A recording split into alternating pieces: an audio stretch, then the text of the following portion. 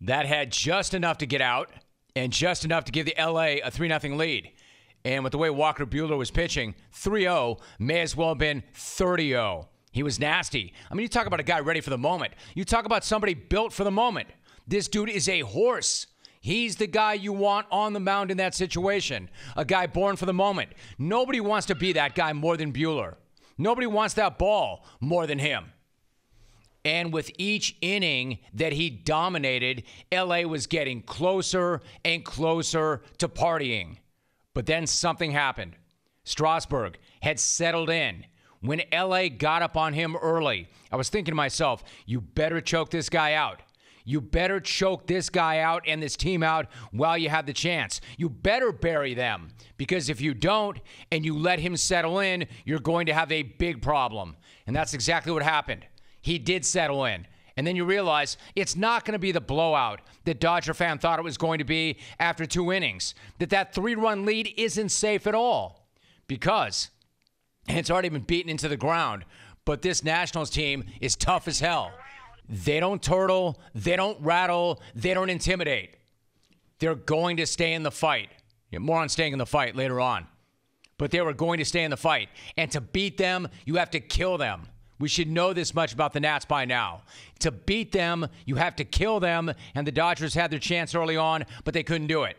Then Anthony Rendon led off the top of the 6th with a double. Juan Soto singled. Now it's 3-1 LA. The grip is officially on at the stadium. But Buehler did what a boss does. Double play, strikeout, inning over. It was brass, really brass. Then in the bottom of the 6th, Cody Bellinger leads off with a single. He steals second. But Strasburg did exactly what Buehler had done before him, only better. Strikeout, strikeout, strikeout. This guy's tough, really impressive. The Dodgers, and this is key, the Dodgers waste another opportunity. Runner in scoring position, nobody out, and they get nothing. At that point, you had to know the missed opportunity was going to come back to bite them in the ass. Then came the top of the 7th. 9 more outs. You know they're going to be the 9 toughest outs ever, but 9 more outs. Buehler hits Kurt Suzuki with a pitch. That leaves Suzuki stunned and on the ground for a while. Really scary moment. The kind of moment that can rattle a pitcher, especially a young pitcher. So you wonder what Buehler's going to do with that. How he's going to respond. Well, he gets the next 2 outs. Then he gives up a walk, and that was it for him. Let's be very clear about this. He did his job. He pitched into the 7th. He left with a 3-1 lead. He handed it to the bullpen to do its job after he did his job. Now, of course, in a Game 5 situation, it's all hands on deck. So Dave Roberts came out and he made the call. Clayton Kershaw. At that point, everybody in the stadium is holding their breath, right? We've seen Kershaw before in the postseason. Better yet, we've seen Kershaw before coming out of the bullpen in the postseason. He's coming in as a reliever. 2 on, 2 out, 2-run game. Everybody in that stadium knows his narrative. Everybody in the world knows his narrative. Most of you had already pre-written your tweets and were just waiting to send, because everybody knows that narrative, including Kershaw, who badly wanted the ball anyway. And then that place explodes. It exploded because, again, everybody knows the narrative. Kershaw comes in, he's dirty, he's filthy. He gets them out of the inning. It seemed like an enormous weight had been lifted off everybody's shoulders. He was about to take a big step towards rewriting the narrative. Maybe not changing it, but rewriting it. Because now they're 6 outs away from advancing. Dodger fans feeling it and partying. But still in the back of your mind, right, you're thinking Kershaw, postseason, out of the bullpen. In the back of your mind, it's got to be there, right? LA goes 1-2-3 in the bottom of the 7th. Then comes the 8th. Dodger fans, hate to relive this, and it's going to hurt you a hell of a lot more than it hurts me because I don't root. But I do call it like I see it. And we were about to see an out-and-out catastrophe, starting with Kershaw's first pitch to Rendon. Now it's a 1-run game.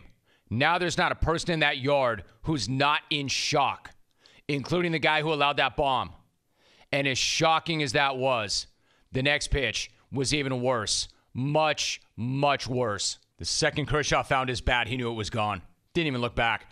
Back-to-back home runs, back-to-back pitches. Juan Soto shattered the ball. Shattered that stadium from 3-1 to 3-3 in a heartbeat. Kershaw's first 3 pitches were filthy smoke. His next 2 flat-out smoked. 2 of the next 3. And just like that, that game was tied. And Kershaw was out of the game.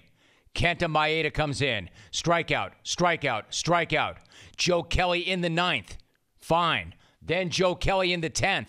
Instead of Kenley Jansen. It didn't go well. Walk. Ground rule double. Intentional walk. Dave Roberts does not come for Kelly. He later said that he loved the way he was throwing it and that he was his most well-rested reliever. Next up, Howie Kendrick. I hit my guy D-Dub with a text as Kendrick stepped in. And I said, this is not the guy you want to see with a bat in his hand right now. It's not like I needed a crystal ball for that. That's not some genius baseball take.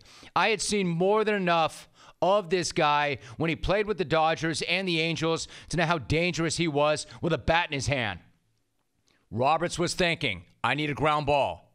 I've got a ground ball pitcher. I've got a ground ball hitter. I like my chances. Unfortunately, old Howie got one up in the air. Howie bleeping Kendrick, if you need him. He'd had a brutal series in the field, and he erased it all with one swing of the bat. What a freaking legend. Single-handedly ripped the heart out of every Dodger fan who's ever lived. Snatched every last one of their souls. Let me tell you something. That was some Jack Clark, Tom Niedenfuer stuff right there for you old schoolers. Up 3-1 at the start of the 8th. Down 7-3 in the 10th. The best team in the National League all season. The best regular season team in Dodger history. The team that was finally going to get it done. The crew that was finally going to get over. This was the year where the Dodgers finally finished and shut everybody the hell up. Instead, they implode in the most spectacular fashion ever. Everybody rushing in to dump gasoline on that gigantic dumpster fire where Chavez Ravine stood only an hour earlier. And everybody in that clubhouse knows it, starting with Clayton Kershaw. How do you not feel for that guy? And I know a lot of you don't, but how do you not feel for that guy? Especially given who he is and what he makes, I know a lot of you don't. But he's a class dude, he's a stand-up guy, and once again, he had the worst possible night at the worst possible time. But to his credit, he was stand-up and he owned it. A lot of other guys would deny the narrative. A lot of other guys would say, you don't know what the hell you're talking about. You never played the game. A lot of other guys would duck out altogether. Kershaw didn't do any of that. He owned it completely. And no, he's not the pitcher he once was. No, he should not have been out there. Yes, the narrative is fair. The narrative is accurate. For whatever reason, this future Hall of Famer isn't just mortal in the postseason. He's imminently hittable.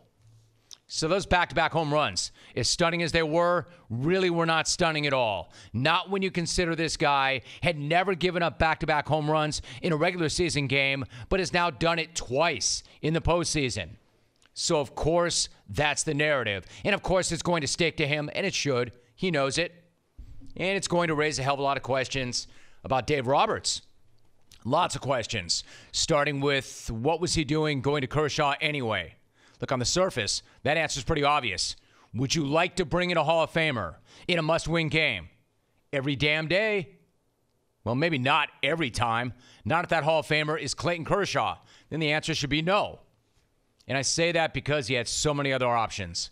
I say that as somebody who's got nothing but respect for Kershaw as a pitcher. One of the greatest you're ever going to see.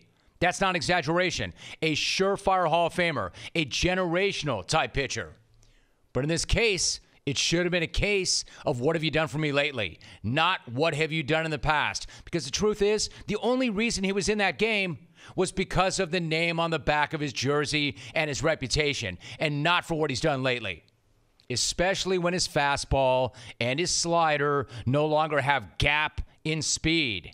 And when he's been getting guys out with his brain more than his arm. Roberts trusted him. Roberts is loyal to him. Roberts believed Kershaw would get it done, and it came back to bite both of them. But I want to be clear about this too. Kershaw was not the only problem. It's just that there were a number of options better than him. From Kenta Maeda, who was filthy when he came in. Pedro Baez. But it wasn't just Kershaw who came into that game in that spot. It's that Joe Kelly stayed in the game after the ninth. Don't get me wrong. He was great in the ninth. But he was a disaster in the 10th. He would tell you that himself. Kelly had not gone longer than an inning in a month and a half. Yet there he was in the 10th of an elimination game. That is the worst time to try to stretch that guy out. And because there were other options. But Dave Roberts said, if you want to blame me, you go right ahead. If you want to blame him, go ahead. If you want to blame Kershaw and Kelly, go ahead. They all picked bad nights to have bad nights. But there is more blame to go around. Cody Bellinger, the likely MVP, hit 211. No home runs, no runs batted in. Corey Seager hit 150. As a team, they hit 220. You could not ask for a team to handle a gutting loss better than the Dodgers. But as the Dodger haters will point out, yeah, they're good at it. They've got a lot of practice with it.